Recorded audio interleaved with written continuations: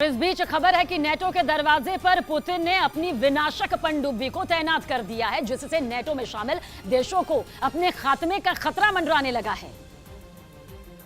क्योंकि बताया जा रहा है कि भूमध्य सागर में क्रूज मिसाइलों से लैस रूस की ताकतवर पनडुब्बी को देखा गया, जिसका मतलब साफ है कि नेटो देशों के लिए खतरे की घंटी बज चुकी है और रूस कभी भी जब चाहे उन पर हमला कर सकता है।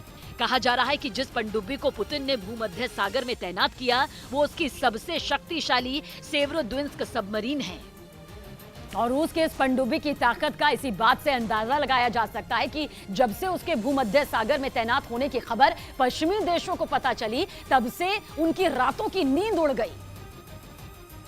जिसके बाद पनडुब्बी विशेषज्ञों का तो यही मानना है कि पुतिन की नई चाल सही दिशा में बढ़ती दिख रही है, क्योंकि रूस की सेवरोद्विंस्क सबमरीन एक साथ 40 क्रूज मिसाइलों को करीब 2500 किलोमीटर की रेंज से इनको देखिए, ये लोगों को उत्तम क्वालिटी का कोल्ड प्रेस्ड ऑयल बेचते हैं और हर महीने लगभग 5 लाख कमाते हैं। आपको भी ये करना है, इनसे सीखना है। फ्रीडम ऐप को अभी डाउनलोड कीजिए। जा सकती है और इस सबमरीन पर तैनात मिसाइलें 1500 से 2000 किलोमीटर की दूरी तक मार कर सकती हैं।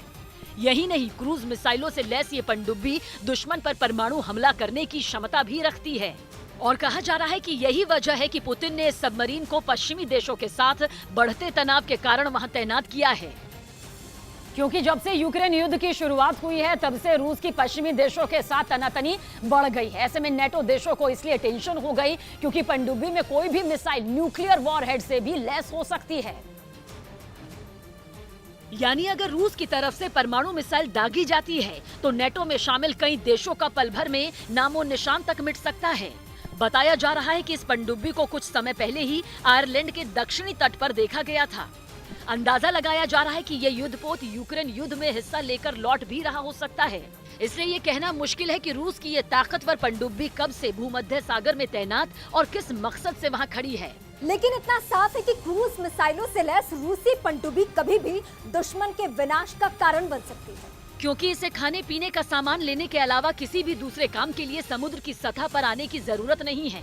यही कारण है कि नेटो देश इस पनडुब्बी की लाइव लोकेशन जानने को बेचैन हैं। उन्हें डर है कि रूस की ये पनडुब्बी उनकी समुद्री सीमा के अंदर घुसपैठ कर रेकी कर सकती है, जिससे उन देशों की सुरक्षा को खतरा पैदा हो सकता है।